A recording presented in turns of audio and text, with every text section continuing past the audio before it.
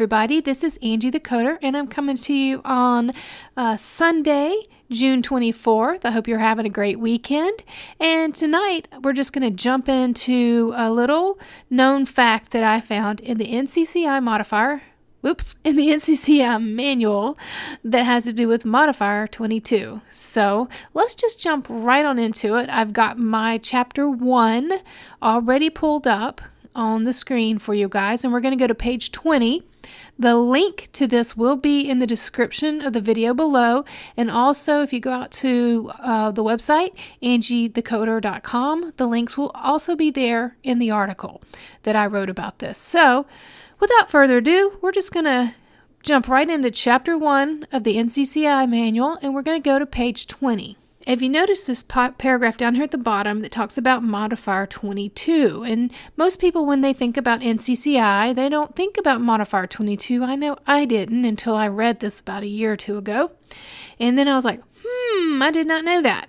So basically what they're saying in this is that if you are billing, say you bill an edit pair, and the NCCI edit gives you a 0 modifier indicator.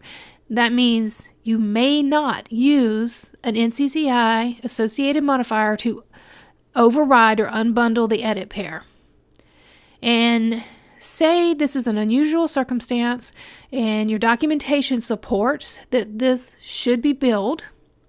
And I'm not going to go into the specifics of that, but say you check CPT, you've coded it right, the documentation supports these two codes, and you're thinking, now, what am I going to do? Because I should really get paid for both of these procedures.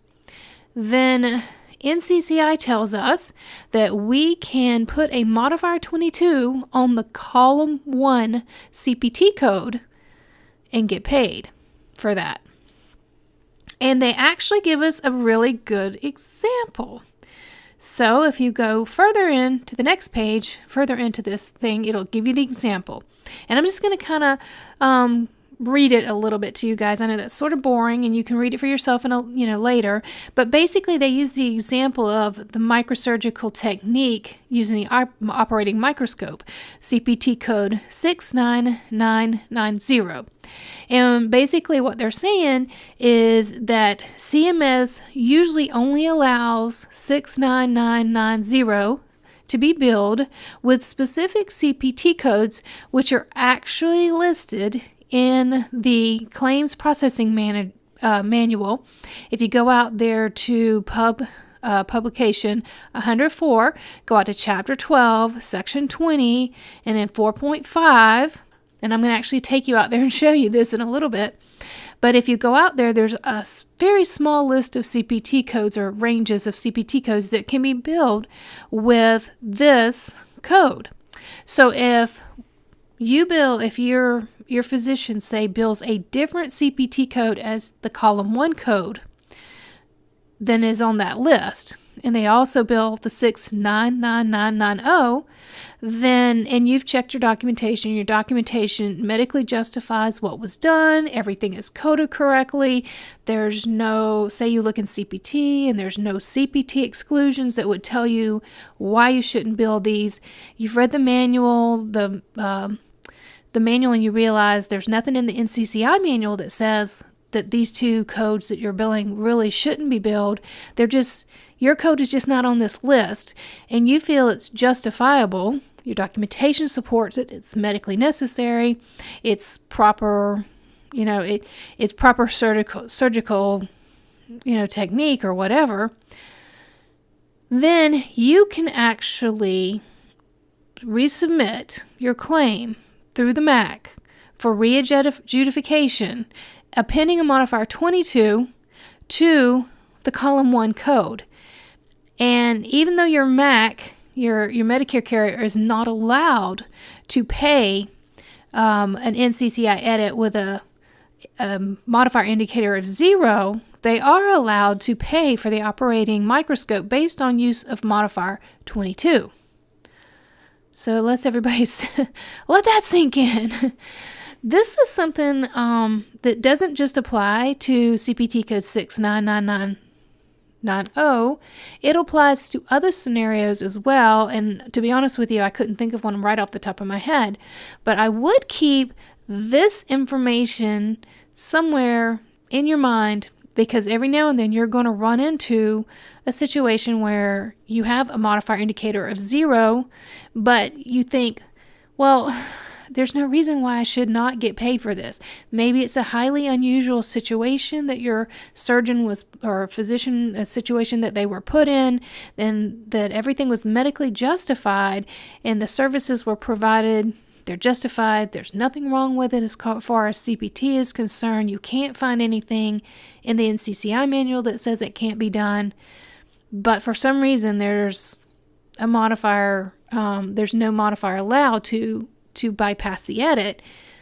Then you may actually be able to use this 22 modifier. I call it the 22 modifier caveat. I would caution you want to make sure your documentation supports it, make sure your medical necessities there, and definitely be prepared probably to fight a little bit to get this paid. Make sure you're right before you put that modifier on there. But do keep in mind that you do have some recourse to somewhat overturn or get paid on an edit pair where a modifier is not normally allowed for unbundling or bypassing purposes. So I did promise you that I would take you out and show you this internet only, the claims processing manual. I'm sure most of you guys go out there all the time, so you're very familiar with the claims processing manual, but I did want to show it to you. And there it is. And so we're just going to go to chapter 12, section 20. And there's an easier way to do this. I didn't do it the easy way. Once again, thanks to the magic of editing, I'm going to edit the crap out of this so you guys don't have to watch me scroll through this. But here we are. Pretty much there. Actually, I passed it. All right.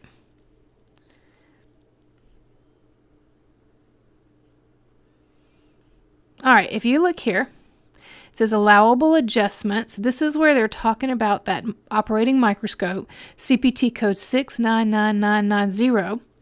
And here are the codes. These are the column 1 codes that are allowed to be submitted with this CPT code.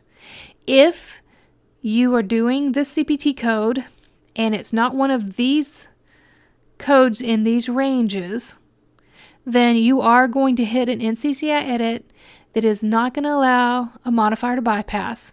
And in that scenario, if your documentation supports the medical necessity of this microscope and you feel like you can support it and defend it with your documentation, you can attempt to get it re-adjudicated with a modifier 22 on your primary code. So I hope this information was helpful to you. I'm going to continue bringing these kind of anomalies and not anomalies, but obscure, weird facts from the NCCI manual and from some of the other CMS manuals. I've got some really cool stuff coming on MUEs that I've run into that I think you guys will really enjoy, learning some of the little tricks to MUEs. A lot of this stuff we deal with every day when we're dealing with denials or we're doing coding, but sometimes we barely have time to stop and actually dig in and get to this kind of detail. So I hope you guys enjoyed it, and I hope you'll come back for the next video. And don't forget, if you like this video, to give it a thumbs up. I really appreciate that. And if you like what we're doing here, love it if you become a subscriber and become a part of our tribe. If you're a Facebook person, you can go out there and like our Facebook page. I'm at, it's Angie the Coder online at Facebook. I'm on Twitter at Angie the Coder. So go out there and tweet to me. I'd love to hear from you. Always look forward to reading your comments below the videos, or if you want to put comments on the website. Our website is angiethecoder.com. And that's about it, guys. So we'll see you next time. Thanks. Bye.